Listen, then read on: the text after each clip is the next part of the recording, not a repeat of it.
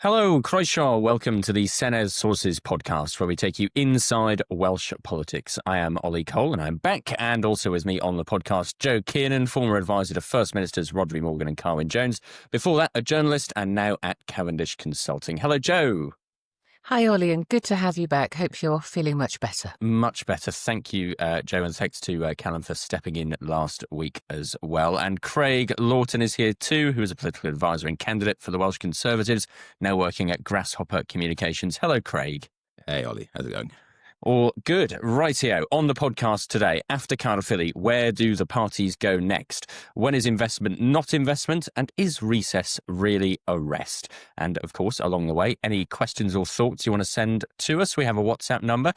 Send your comments and questions as you're listening, and we'll read them out in the next episode. We'll also use it when you come and join us for our live recordings in the future. The number you need, 0333 404 6507. Start your message with the word Senedd, or you can email us with your questions and comments as well. Pop them down in an email and send it to hello@seneddsources.com.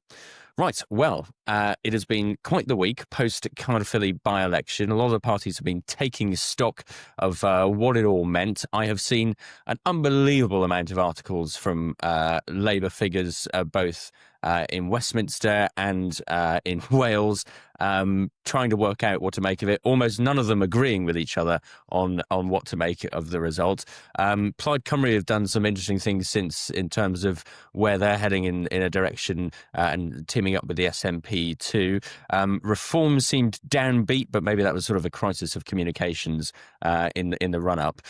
So where does everyone go next? Let's sort of pick up from where we left off in last week's post by-election episode, Joe and Craig, and let's talk first about Welsh Labour, because almost nobody can work out how terrifying a result this is, Joe, how immediate the response needs to be, and how much in crisis the party at the Senedd might actually be. Yeah, big fallout, as you would expect, from that result. And as you say, an avalanche of articles. My goodness, you couldn't move. I think I spent most of the weekend just kind of scrolling through stuff and thinking I really had better things to do with my time. As you say, there was some really thoughtful analysis on what needs to change.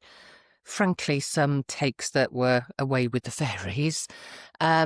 But no consensus, really, on how to move forward. The Deputy First Minister, Kieran Davis, did the media rounds at the weekend and said the things you'd expect, that they'd failed to land their message. I was quite heartened after our podcast last Friday to see he accepted the need for them to run a positive campaign, to look forward instead of constantly looking back. But I think there's a really unsettled feel, both within the Labour group in the Senedd, but also, interestingly, amongst Welsh members in Westminster and at Westminster more widely. We heard that there was a fairly difficult meeting of the PLP, and I think everyone is trying to work out the best strategy going forward. A lot of that will depend, as we've said several times now before, on the budget and what Rachel Reeves comes up with. A lot of soul searching, I think. Well, several things. One on the fact that in recent times, Welsh Labour has given up on that sort of like staunchly held position of standing up for Wales, which used to really irk Plaid Cymru, but actually was a winning campaign. We've now had this partnership in power slogan that isn't reaping the rewards that members of the party down here would want to see. And so there's an argument going on about, do they need to bop Westminster and Keir Starmer on the nose a bit more to regain that position? And there's a feeling too that there's been quite a lot of stuff going on. One could argue, I think one of the commentators called it virtue signalling, where there's not enough focus, concentration of minds on just making life better for the people of Wales, making them feel richer, not doing enough on economic growth, the fact that, it's not a great story that the country is still so poor, after so many years of devolution. So lots of that swirling around, but we haven't, certainly from the leadership, heard any concrete measures for taking that strategy forward. Yeah, and Craig, this sort of, there is unease at Westminster at the fact that, I mean, Keir Starmer was away in Turkey, but people wanted him to sort of come to that PLP meeting in Westminster and sort of say, okay, well, what is the plan here? What's your big plan, and what's the headlines we're going to be seeing over the next few months? And the important thing for Welsh Labour is, compared to the UK-wide party, there's not a lot of time to create a new narrative or start storytelling and have enough time for people to listen. Yeah, and I don't really know what the message is meant to be, if I'm honest. I entirely agree with all the lines that are coming out from Welsh Labour and that Joe has alluded to. I think, Labour have said we did not get our message across. Yeah, of course, but what was your message? I'm not sure what that message was. They talked about the needs to be positive, but positive in what aspect? Positive about what they've done in the last 25 years, positive about the opportunity to work hand in hand with a government at the other end of the M4, all the things we'd assume, but it doesn't feel like any of those things are going to be talked about anytime soon. So what is that positive message? I don't know. And that's the biggest concern for them. Well, I think that, the three things you mentioned there, they didn't really talk about their record. They didn't have a positive offer for the future. One could argue this election impacts this term and sort of how much you would go into forward stuff. But I think the view is that the party needs a strong story on three key issues, really: NHS, cost of living, and immigration. And it just felt to me that in the Caerphilly by-election in particular, the polls really spooked people. So there was anti-Plaid narrative, anti-reform narrative. They weren't telling their own story. And I think sometimes, especially in tough elections, and, been there before, you've got to really focus on what you want to say to the electorate and try not to be derailed too much. I'm not saying that message is there yet. Boy, they've got to get on and do it quickly. I would observe, though, as well, there's a bigger issue for Welsh Labour here. So we've seen Wayne David, former MP for Caerphilly, and very recently a special advisor to Eluned Morgan, First Minister as well, saying, there was only one real issue. It was the fact that Labour voters were lending their support to Plaid Cymru to stop reform. I'm sorry, but if Labour voters were not moving across to reform in the first instance, this would not be an issue for Welsh Labour. The issue is much deeper than this. Their vote is splintering in both directions. And I would suggest, looking inward towards Welsh Labour, actually the biggest concern for them is the number of votes they are losing to Reform UK, not that slightly more fluid relationship some of their voters have with Plaid Cymru, because that's always been around. We've talked about this before on this podcast. I disagree fundamentally, but I'll come back to that. Go on, Joe. No, it's just to say, funnily enough, I did an event at Welsh Labour conference, and Wayne David took me aside after that and wasn't very happy. But I think there are two camps within Welsh Labour at the moment. Half who think that they are hemorrhaging huge numbers of votes to reform. We are hemorrhaging some votes to reform, but actually completely denying the fact that a significant proportion, and the polls show this, a significant portion of Welsh Labour former voters are switching to Plaid. And it's not lending your votes, they're switching to Plaid. They've decided that Welsh Labour doesn't represent their hopes and dreams anymore, and they are switching. This isn't a lending, this is a going to, because I think they would be better in government. And then you've got the other half of the party who actually accept that there's a splintering both ways, and that strategy going forward has to recognise that and put measures in place to try and win both sides back. I personally think that those heading to reform, there's very, very little that we can do. And it comes down, as I say, to that cost of living, reform, giving the parties in power now a bloody nose. And I have to say, the sort of big issue that a lot of people don't feel they can talk very openly about is Keir Starmer's leadership and how much of a factor that is going to play next May. And is there a case here that it's sort of, in a way, Welsh Labour have been able to sort of ride both horses quite successfully for some time, and for the first time electorally, Welsh Labour having to pick a lane, and no one wants to say, hey, let's pick this lane, because if you get it wrong, you're the person who said let's pick this lane, and life is tough for a lot of people, like you say. Economic growth has been sluggish. You look at the Welsh NHS; it's not been in a great place for many years. People are finding it quite tough across the board nationally. The headlines aren't brilliant. We've been through COVID, a war in Europe, all of this sort of stuff. And so what you end up with in politics is sort of two forms of nationalism and two forms of sort of, voters looking inward. And at the moment, you've got the reform vote, which is the sort of British nationalism, which is, we're against, foreign powers and foreign interference and more things that benefit Britain needs to stay in Britain. And then on the other side, you've got Plaid Cymru, which is, well, the nationalism against, everything going away to Westminster in England. And, in the past, Labour has been managed just about to sort of pick up votes from both of those tribes. I mean, there's a few times in history when, for example, Rodri Morgan, with his clear, red water speech, put himself front and centre and said, look, we are going to be different and we're going to try and hoover up those Plaid Cymru votes. And you'll know about that, Joe. Whereas now you've got this double phenomenon of nationalism, and Labour doesn't really know where it's supposed to exist in that, does it? I think that's exactly right. And, as you say, clear red water, the wearing, it used to drive me nuts, the wearing of that sort of, slightly shabby rugby jersey all the time. Rodri positioned himself brilliantly in terms of setting store and pride in having that part of the electorate come to you. And as I say, it knocked the hell out of Plaid Cymru. The reform, the sort of British nationalism, he was fiercely British at the same time, but that's a very different offer from the reform offer at the moment.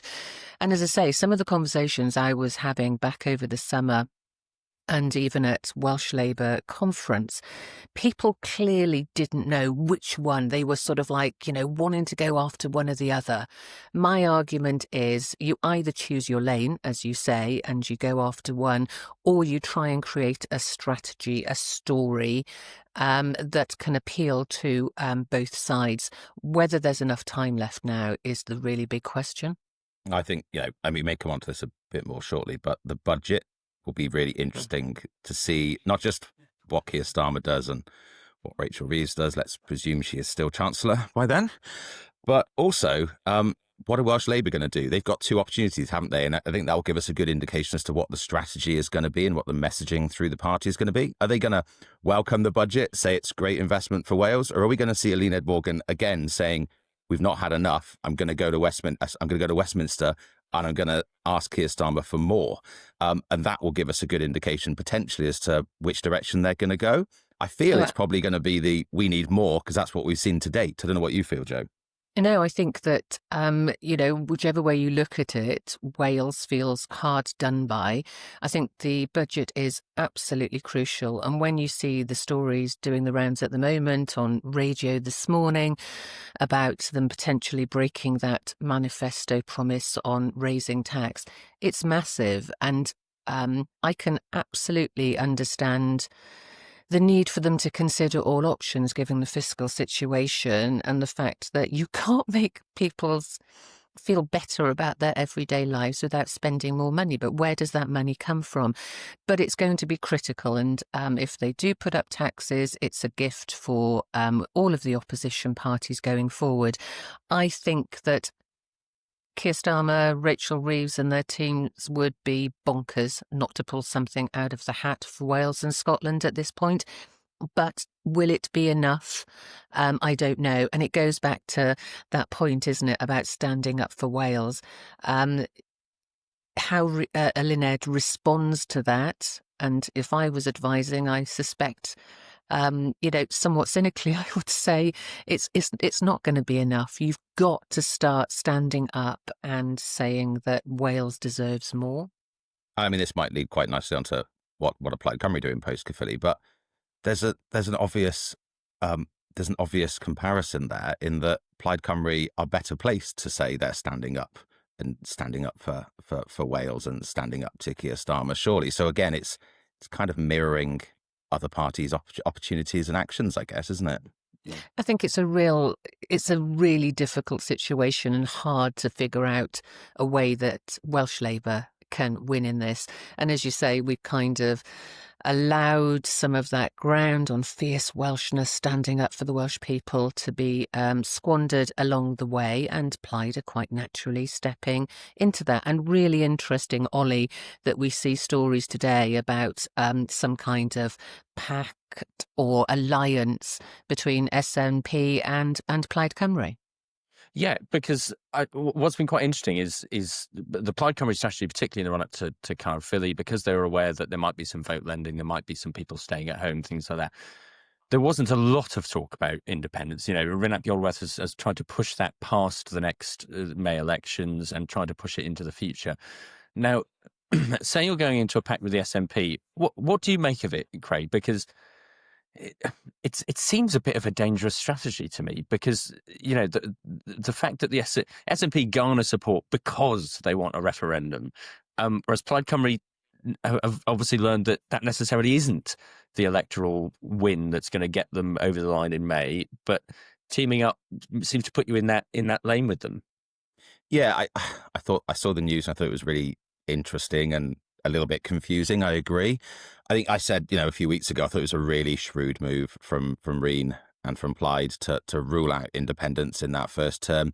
It gives assurance and it gives some level of confidence to people who are kind of interested in voting for Plaid Cymru, whether it's for some of their policies or to stand up to Westminster without having that danger, in inverted commas, if you want, of uncertainty around independence. And even just to have these discussions and this further alignment with the SNP publicly, I think sort of leads to that discussion around independence to resurface in exactly the way that we are doing it now.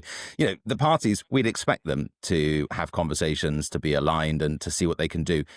We see this quite regularly at their conferences. We see SNP MSPs and MPs attending the Plaid conference. I've never been to an SNP conference. I'm presuming it's likewise. It goes the other way as well. But these are more inward discussions. To have this outward discussion now at exactly the point when they are gearing up to, try and be in government and give the impression that they are the party waiting to take over, I think leads to a lot of uncertainty. And Joe, you talked about their manifesto a few weeks ago and the fact that they don't want any surprises. They've been very careful.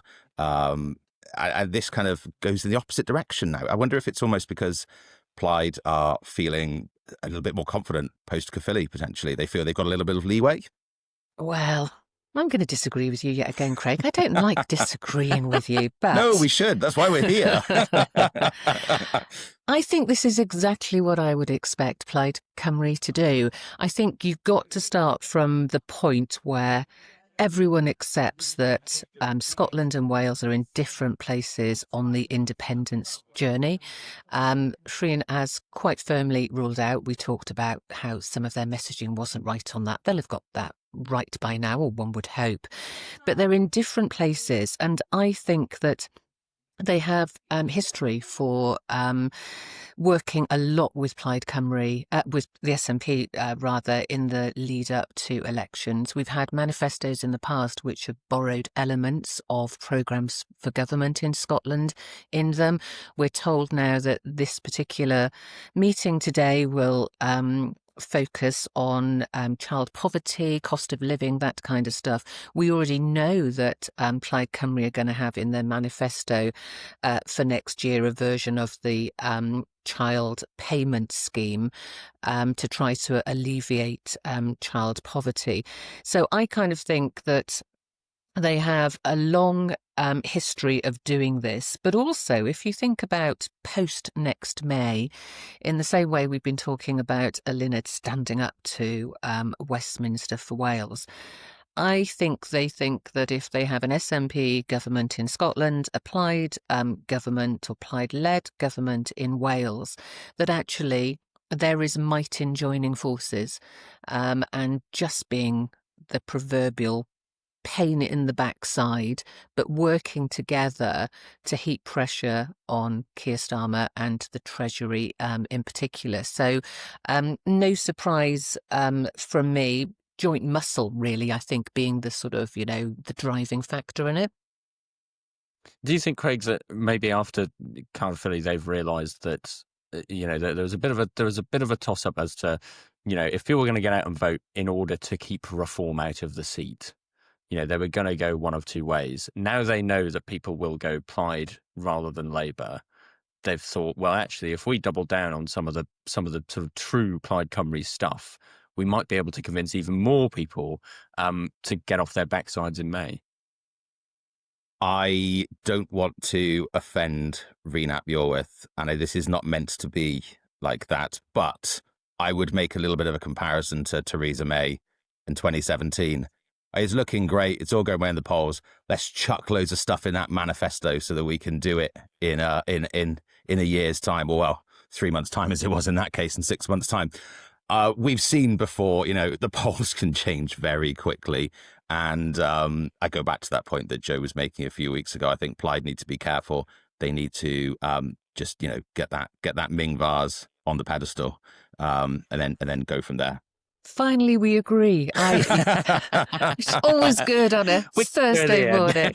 But just very quickly on that, I agree, go back to what I said, that I just think the potential for trip-ups over the next 6 months looms large.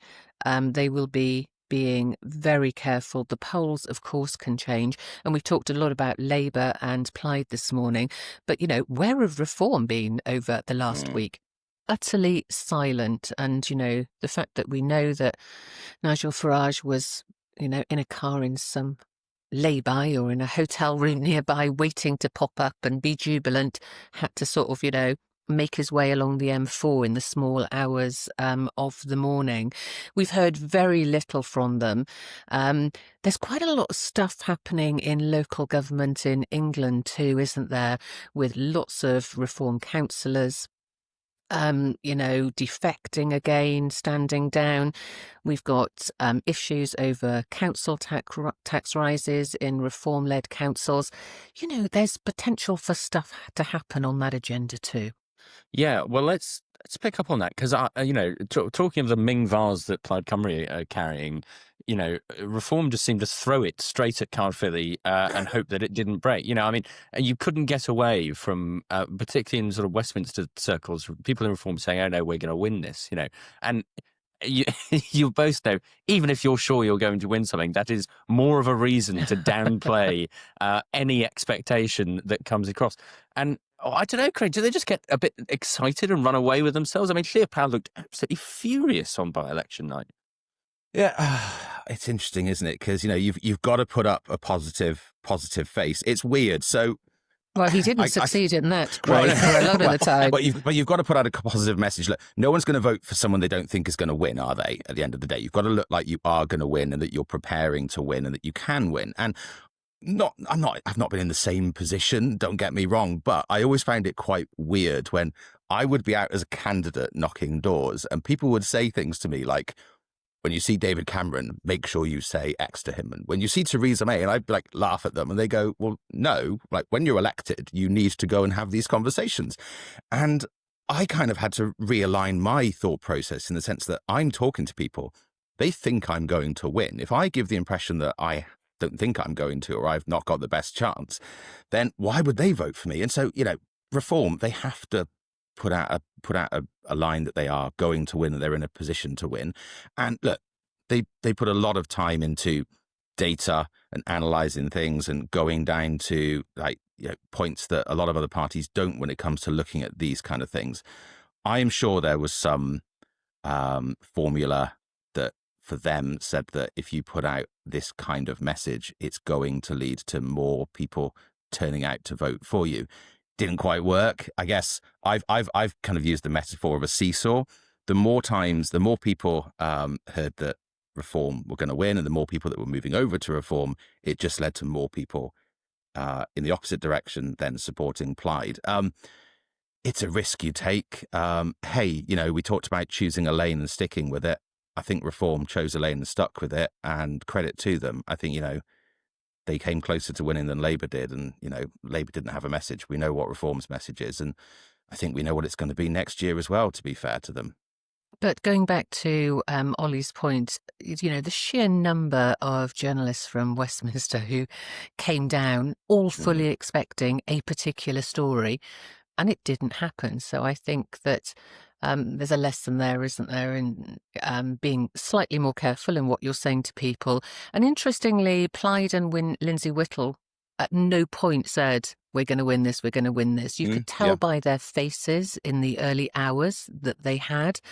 But I think that Reform had, to some extent, taken the vote for granted. And I just don't think that's a particularly good look for any party, and certainly not one they should take forward to May. I think what's really interesting as well, and this is a good example of why you shouldn't pay too much attention to Facebook trolls and comments and things. Somebody said, I saw a comment from somebody in advance of polling day that said, Reform have got this in the bag. You look at Clear Powell's Facebook likes and follows, he's got 5,500 or whatever it is. Lindsay had 300 at the time. By the time I had clicked, he had 500, but it was still minimal in comparison. But, Facebook is international. We don't know where any of those come from. And actually, look, we talk about a different party that always has a really good ground game. I would almost argue that Plaid did a little bit of a Lib Dem angle on this. They had a perfect ground game. It wasn't about what they were saying publicly on Facebook and online and newspapers. They didn't even have pictures of 60 and 70 activists out. It was small little groups going out and campaigning. At the end of the day, it worked and they won, and that's all that really matters, doesn't it? Mm. And there's still a bit of an ease, I think, in that sort of going great guns to some people who are sort of flirting with Reform about the fact there is still no Welsh leader for Reform. There is still no sort of fully formed Welsh party when it comes to Reform. And so, in the run-up in the last couple of weeks of the campaign, there were sort of Reform councillors and previous candidates on the rounds, not able to point to any policies or really anything apart from, we don't like the current state of things. And it's quite a hard game to play when you haven't got that structure in place. And like you say, Craig, Plaid Cymru have had it there for years. I just want to touch on one thing which oddly we would be talking about more in by-elections and Senedd elections gone by, but the Conservative Party, it sort of all fell apart. It's not unexpected, but particularly a couple of days after on GB News, Chris Philp couldn't name who's the Shadow Home Secretary, couldn't name the leader of Welsh Conservatives, Darren Miller, and it seemed like a lost cause from the off, didn't it? Well, I mean, there was never an expectation that the party was going to do a lot in this by-election. We've seen by-elections across the UK in the past where the Conservative Party hasn't expected to win. I think you just have to use it as an opportunity to get some data, energize your activists, and make sure that you put across some key messages that you might be able to rely on going forward. I think what's really interesting is the Conservatives' response following this by-election result, though. So I've seen a few things they've been putting out on social media and a few comments, and it's interesting. They essentially are just pointing out the fact that as far as they're concerned, all the other parties are the same, and that includes Reform. Well, that was a winning slogan for them, wasn't it? Well, exactly. Yeah. So all the parties want an expanded Senedd, apart from the Welsh Conservatives, that will repeal that expansion. They're not saying they're going to get rid of the Senedd anymore. They're saying that they will repeal it and go back to 60. But I think what's interesting in the graphics they're putting out is they're putting out a graphic that has a picture of each of the leaders of each of the parties. So Eluned Morgan, Rhys Iorwerth, Jane Dodds. But then they aren't putting up a picture of Nigel Farage. They're putting up a picture of Zia Youssef instead, which I think is very interesting. They clearly know, and we all know this, they clearly know that actually putting out a picture of Nigel Farage actually just energizes people that want to support the Conservatives even more. So they're doing all they can to not put out a picture of him, which I think is very interesting. And the other thing they've been putting out in the last couple of days is reiterating the fact that essentially everything that Labour have done in the last 25 years is because of and hand in hand with Plaid Cymru, which is not entirely the case. But again, they're trying to tie those two together and find a way of demonstrating that they are different to them. I think the really big problem is, though, that a lot of that mimics exactly what Reform were doing in the Caerphilly by-election. And Reform are doing it with a megaphone, aren't they? That's the thing. Yeah. And so all of that, Labour's little helpers, however they're doing it. And I think the big problem for the Tories going forward is just differentiating themselves enough from Reform. And that's not helped by certain members of the group in Cardiff Bay almost parroting Reform social media posts. It's very focused on immigration, very focused on asylum seekers, nation of sanctuary, etc. So slightly different stakes for the Welsh Conservatives, but I think, like Labour, they need to sit down and decide what path they're going to go down and actually get some discipline within the group, because the stuff that Darren Miller is putting out certainly doesn't chime with some of the stuff that I'm seeing from Andrew R.T. Davies, for example. So, quite what their story is not clear at all yet. Yeah, the big, I was going to say, the big policy seems to be the one of stamp duty or the equivalent in Wales. It'd be interesting to see if we see any progress on those discussions between Darren and the First Minister in the coming days. Yes. Well, plenty more to come. We'll be talking about an investment summit coming up and whether recess is actually a rest for anyone in politics. Remember to subscribe on your podcast app, or you can watch us on YouTube. Just search for Senedd Sources, where we upload full episodes for you to enjoy. And you can WhatsApp us as you're listening with questions or comments, ideally using a voice note so we can play it out on next week's episode. It's 0333 404 6507 and start your message with the word Senedd. We'll be right back. This is the Senedd Sources podcast. Thanks for being with us today. Ollie here with Joe and Craig. And Craig, just introduce this bit for us, because we've got an investment summit coming up in Wales for Eluned Morgan. It could be quite a big thing, but it possibly isn't going to be quite a big thing. Yeah, so we've heard talk of an investment summit for what feels like an awful long time now in Wales. It feels like it's been in the offing for almost a year. I might be over exaggerating it slightly, but we've heard a lot of discussion about it. We heard statements from Welsh Government some considerable time ago. Again, I might be wrong here. I feel that it was originally discussed as being in October, and then it very quickly became December 1st at the ICC on the edge of Newport. And it was billed as an opportunity to bring businesses from around the world to Wales to look at how further inward investment can be achieved. We've not heard an awful lot more about it since then, though. And the big question that I have had, and that I have had a lot of businesses asking me, is, can they go? Should they go? And what is it for? And the closer we get, we still don't have an awful lot of certainty, if I'm honest.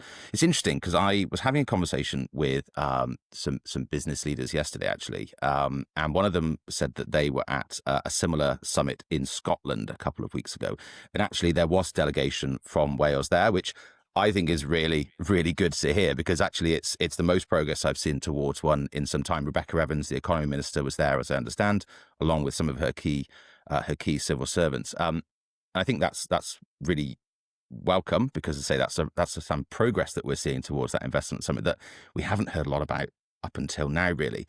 But again, this seems to be quite insular still. I wonder who are we going to be getting coming from Scandinavia, from the Far East, from the USA, from South America? Are we going to be getting any of these business leaders to attend? And genuinely, how can businesses take part in this, and what's the goal of it? What's going to be happening from it? We are 6 months out from a Senedd election. I wonder whether this will end up being something that's used as and referred to in the campaign. But what are the long-term goals that we're expecting to see from this? I don't know at this stage still. And Joe, Labour in Westminster have made a big play of investment summits. Rachel Reeves has been sort of courting business, trying to make Labour sort of the party of business again. And it's almost sort of every 3 months she's hosting some summit of leaders, and there's a big, trail from the Treasury about how much investment's going to come from this thing. Whereas in Wales, that seems a bit of a stickier point. Yes, and in London, if you have an investment summit, it's an international hub. It's fairly easy to get people there, and you have a huge tranche of existing businesses who may be wanting to invest further in the UK, around the UK. But this summit first came about after Eluned Morgan took over the leadership and became First Minister. At that time, it was very much launched as an attempt to attract overseas investment. So inward investment from the States, as Craig said, Scandinavia, and the Middle East. I don't think they've been successful in getting those kind of companies to come, and I think there are a lot of reasons for that. Trump and his tariffs has changed the dynamics, and we've already seen announced inward investment being taken away again in other parts of the UK. I also think where we are in the electoral cycle is having a massive impact. If we were in the times we've seen 6 months before an election in the past, where the polls were saying that, it was almost inevitably going to be a Labour government again, things might be different. At the time too, because like Craig, we had clients who were interested in maybe attending, we were firmly told it was invite only. You couldn't kind of apply to go or just pitch up. That it was going to be very, very high level. So it would exclude a lot of SMEs, for example, in Wales. That seems to have changed over the time for the reasons I've set out. But we're not hearing updates regularly. We don't have a clear idea yet. I haven't seen a list, for example, of the companies who are going to be attending. That said, we're almost in November now, and it's happening early December. So one would think that we'll get some clearer outlines of exactly what's going to be happening, who's going to be speaking, etc., in the next week or two. There's a good piece written by David Smith, the Sunday Times economics editor, a couple of weeks back about the Welsh economy and about how, for quite a long time it's been tracking behind. The GDP figure annually is way behind England. Unemployment is really below average across the UK. You've got quite a lot of problems with the economy which have never quite been addressed, Craig. And I suppose the hope was that at some point this was going to be one of those things that you could say, okay, look, we are the only party taking this issue actually seriously and trying to upgrade all of these things and trying to be, the party that works with Westminster now that Labour are in government to actually start boosting some of these numbers. But the concern is it just sort of drifts off again into nothingness, and the economic plans are just sort of tinkering around the edges. Yeah, so I've not read that article, but one I did read the other day was an article from Professor Dylan Jones-Evans, who is a former Welsh Government Special Advisor, and he was focusing on this investment summit and the opportunities that can come for Wales and what drives that investment as well. And I think a lot of the time there's an expectation and assumption that it's government that drives investment, and it's not. It's private business. And in Wales, a lot of those private businesses are SMEs. And so you need a different focus when it comes to how you support those types of businesses compared to what you're going to see across the UK, across that golden triangle that Westminster talks about, and across London and the Southeast. It's very different. Stability, I think, is one thing that's key. A lot of small businesses, they just need a bit of stability to be able to get on with their job, invest in the way they can and they need to, without having one look over their shoulder all the time, wondering what's going to be happening next, whether it's changes, whether it's bureaucracy, or whatever else. Which brings us back to Rachel Reeves and her budget, doesn't Yeah. it? One thing I would say, though, is that Dylan Jones-Evans is coming from a particular position in terms of what he wants to see from the investment summit and sort of homegrown talent, because that's his bag. It's entrepreneurship, it's supporting Indigenous businesses to grow. There's no doubt that when Eluned Morgan, excuse me, announced this summit, that she thought that timing wise ahead of the election she would have some fintech company or data company or whatever else. She would end up with a big announcement to go into the sort of long campaign with, if you like. That's becoming much more uncertain. But what really doesn't help as well, surely, is the fact that her economy minister, Rebecca Evans, who has really opened the pipeline, we talked about this a few weeks ago, has opened the pipeline when it comes to development and investment in terms of renewable energy. Irrespective of that, she's standing down at the next election. So essentially, any businesses that will be attending and meeting with the person who is driving forward the economy know they're going to be meeting someone that isn't going to be there next year. And the that polls could happen after every election, with reshuffles, but I was going to come on anyway. to the fact that the polls are saying as well that at present, Eluned Morgan is going to struggle to even hold her seat as well. So not only have we got a fact that it may not be a Labour-run government, actually two of the key people who are driving forward this project may not be involved in any way at all either. So there's a lot of uncertainty there. There's a bit of a problem overall in terms of the Labour Party, both in Wales and more generally, in their messaging on the economy. I mean, this has come up a few times in this podcast about the sort of random word growth that you sort of say to people and they don't really know what it means. There was that slight, faux pas from the Treasury the other week about grace you could feel in your pocket or something like that before that was sort of taken off a press release quite swiftly. And we talk about this budget coming up in terms of actually, they've been really focused on these investment summits. And these are always the things that we know as sort of political people, as people who watch these things. We go, there's a few million coming in there, there's a few million coming in there.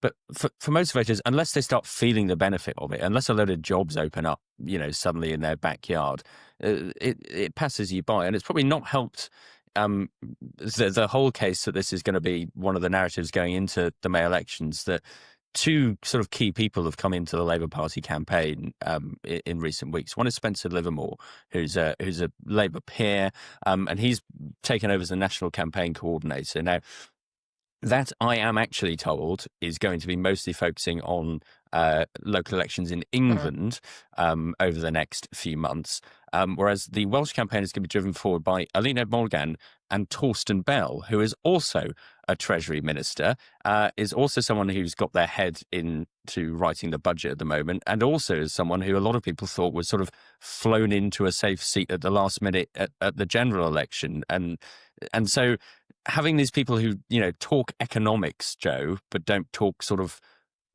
in normal words, it might be a bit of a problem, mightn't it? Well, a couple of things on that. One, the campaign in Wales has always been led by whoever the First Minister is at the time, and there has always been a liaison person from the Welsh PLP as well in the past. Been a variety of people, including Wayne David on one or two of the campaigns that I was involved with. I have to say, I'm a Torsten fan. We were special advisors at the same time. I think that there were obvious issues at the time when, as you say, people accused him of being parachuted in amongst a handful of others. I think that he's been working really hard to earn his stripes in that constituency. He's all over the place, very, very active. He's a very clever mind as well. That said, I think that it will come down to the language and the story that they tell. But in terms of him being able to work with the First Minister, I think there would be a good dynamic there. I saw the story about, overseeing the campaigns in England, in Scotland and Wales. You kind of think, crikey, that's a bit of a job. When are you going to sleep? It's nonsensical. There will be a high-level strategy, one would have thought. And I think a lot of that keeps coming back to this budget, doesn't it? Will be how they can show certain parts of England, more deprived communities in England, a bit of love, how they can show Wales and Scotland a bit of love. I think that's the kind of coordination that we're talking about, whereas the Torstan Bell and Senedd Morgan dynamic will be trying to decide that lane, as we referred to earlier, for the Welsh election coming up. Yeah, gone. I was just going to add to that. I think, I agree on many of the points that Joe has made about Torsten. I think, I took part in some meetings with him up in Llandudno at Welsh Labour conference a couple of months ago. And it's the first time, other than a brief passing when he signed a copy of his book for me, which is very nice of him. But other than a brief passing, it was the first time I'd had an opportunity to really sort of like see him at work. And I was really impressed with some of the deep thinking that was going on. However, when it comes to an election and campaigning, deep thinking and high-level discussions around growth and GVA and economics, that does not necessarily cut through with the electorate. There's going to need to be another strand to that when it comes to actually communicating to people, what does it mean and how are people, to paraphrase the point you were making, Ollie, earlier, how do people actually feel that? What do they see? Do they actually feel like things are better for them? Or are they just hearing that there is some plan somewhere in the distance, which, trust us, it is going to help you? That's going to be a big issue. And there's one other name that we haven't talked about here as well, which I think is quite important within this election. And that's Alan Davies, who has a role within Welsh Labour for the manifesto as well. And I think that's going to be key. Yeah, but just to pick up, sorry, maybe I should have been more explicit. Torsten and Eluned are bright people. I don't think we're going to be talking about GVA and those kind of things. Of course, it's got to be about. And the funny thing is that actually, when you're just chatting with Torsten, he is so down to earth, speaks everyday language. I guess it's replicating that in what they're putting out and on the doorstep. So, yeah, I think they get that. Yeah, I could wax lyrical for about half an hour on Treasury comms just on my own. I was sat in that £22 billion black hole announcement in the Treasury, and it was a total nightmare. But anyway, well, let's just quickly touch on this week, because it is a recess week, and so everyone imagines that, or everyone in politics is just sort of putting the last finishing touches to their Halloween outfits and getting ready to party and taking a rest all week and sat back not doing anything. Is that what it's really like, Joe? Oh, goodness, I wish. I can't speak for the opposition party, so it would be interesting to get Craig's take on this. Working in government, it just doesn't stop. I'm really conscious that in past electoral cycles, this was the autumn half term was kind of seen as the last point at which ministers could maybe get a holiday in, because after Christmas, you had to get special dispensation. I'm not sure if it's the same now, to go away in the sort of like months leading up to the campaign. But, we've got a budget process that's going on and is, they're living, breathing it. As a special advisor, it was the, opportunity to catch up with the literally thousands of unread emails in my inbox at that point. It was just crazy. So it didn't stop. Well, what about in opposition, Craig? I imagine you still have quite a lot of emails to get through. But is it for opposition parties a sort of a time where you can actually make some hay and put some press releases out and try and capture a bit of narrative?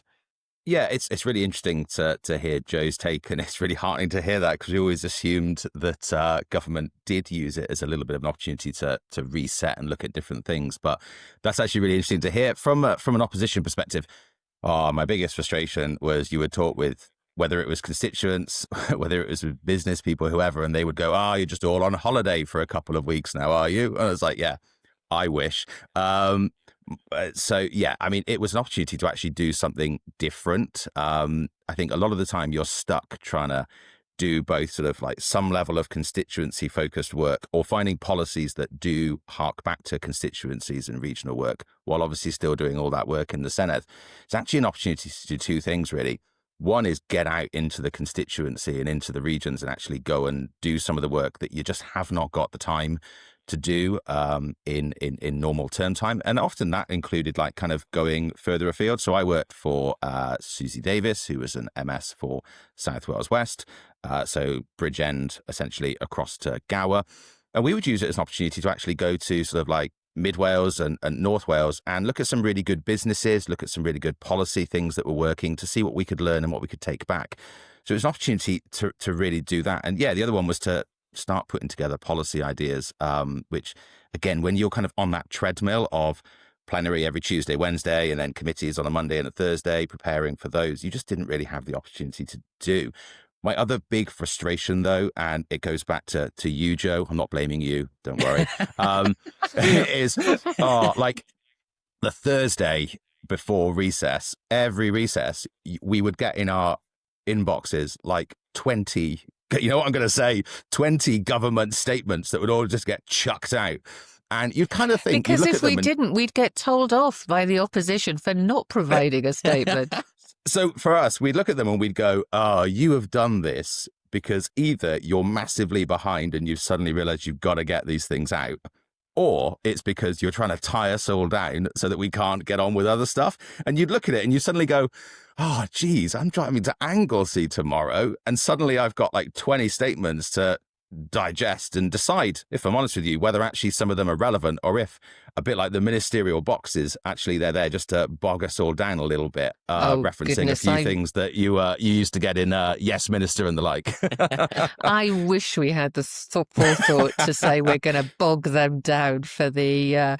it was more to do about practicalities, getting stuff out, because if we didn't make a statement by, end of that half term, we'd get slated for it coming back. My favourite meeting was the Thursday, and I'm being...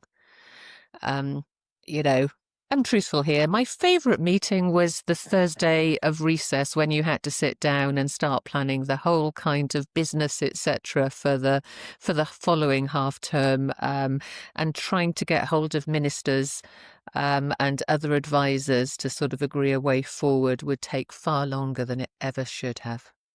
To be clear as well, just to set the record straight as well on the comparison side of things. So it always used to be the case, and I think it is still the case, it always used to be that during recess, written questions were capped at a level of about 5 a week per MS. And so what would happen in the run-up to any recess, whether it was a week-long recess or like a summer recess, is you would get all the offices chucking in as many written questions as they could. And again, genuinely, that wasn't to bog down. It was more the fact that actually, if we don't get these out, we're going to be stuck and we're not going to be able to get any done until after recess, realistically. I think what I'm taking from this, Joe, is that actually on some levels, and the public might not like this, but on some levels, actually, maybe we should have talked to each other more. I don't think that would have made a blind bit of difference, well, frankly. I like that sort of on both sides of it. You're going, basically, you were absolutely seething at each other and yet thinking that, well, my bit's perfectly innocent. I'm just doing my best. So there we go. No rest for the wicked, even though it is a recess. Well, look, thank you very much for listening. Thank you, Joe, and thank you, Craig, as ever. And do press subscribe on your podcast app if you've enjoyed what you're hearing, and you can find us to watch on YouTube as well. And we'll drop into your feeds every week with the latest on Welsh politics and policy making. You will not miss a thing here on Senedd Sources. Thanks for listening, and we'll talk with you again next week.